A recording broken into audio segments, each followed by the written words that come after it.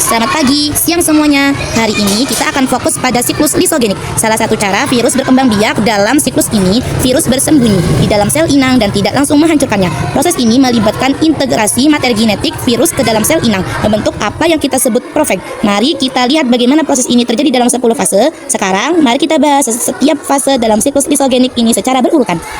1. Adsorpsi penempelan virus. Di fase ini, virus menempel pada permukaan sel inang. Penempelan ini terjadi melalui mekanisme kunci dan gembok, lock and key mechanism, di mana ekor virus bakteriofag melekat pada reseptor khusus di permukaan sel inang.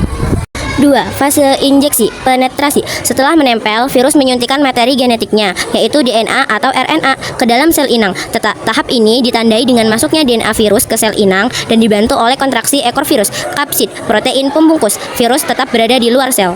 3. Fase integrasi penggabungan. Materi genetik virus kemudian bergabung dengan DNA sel inang. DNA virus menyisip ke dalam DNA bakteri, sehingga DNA bakteri mengandung materi genetik virus. Materi genetik virus yang bergabung ini disebut profag. Ini seperti virus meminjam DNA sel inang. 4. Fase pembelahan. Pada fase ini, DNA virus profag yang terintegrasi ikut direplikasi saat sel inang membelah. Proses ini memastikan bahwa setiap sel anak hasil pembelahan sel inang juga mengandung materi genetik virus.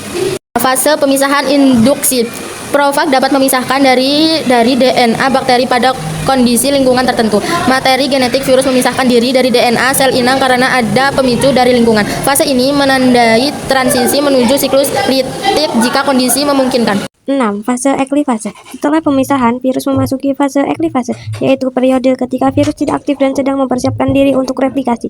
Selama fase ini, belum ada komponen virus yang terbentuk. 7. Fase sintesis. Setelah melewati fase eklifase, virus akan mengambil alih kendali sel inang untuk memulai siklus litik. Sel inang dipaksa untuk membuat komponen-komponen virus seperti kepala, ekor, dan kapsid. 8. Fase replikasi. Pada fase ini, materi genetik virus DNA atau RNA diperbanyak menggunakan mesin replikasi sel inang. 9. Fase perakitan. Tahap ini merupakan tahap perakitan kapsid-kapsid virus yang utuh. Selanjutnya diisi DNA hasil replikasi dan membentuk virus-virus baru yang sempurna. Komponen-komponen virus yang sudah dibuat kemudian dirakit menjadi virus-virus yang lengkap. 10.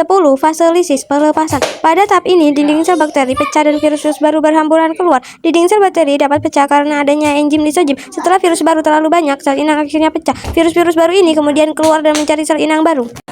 Hari Senin menyambut tamu. Cakep. Tamunya punya kekasih. Cakep. Saya pamit undur diri memperjuangkanmu. Sekian dan terima kasih. Sekian.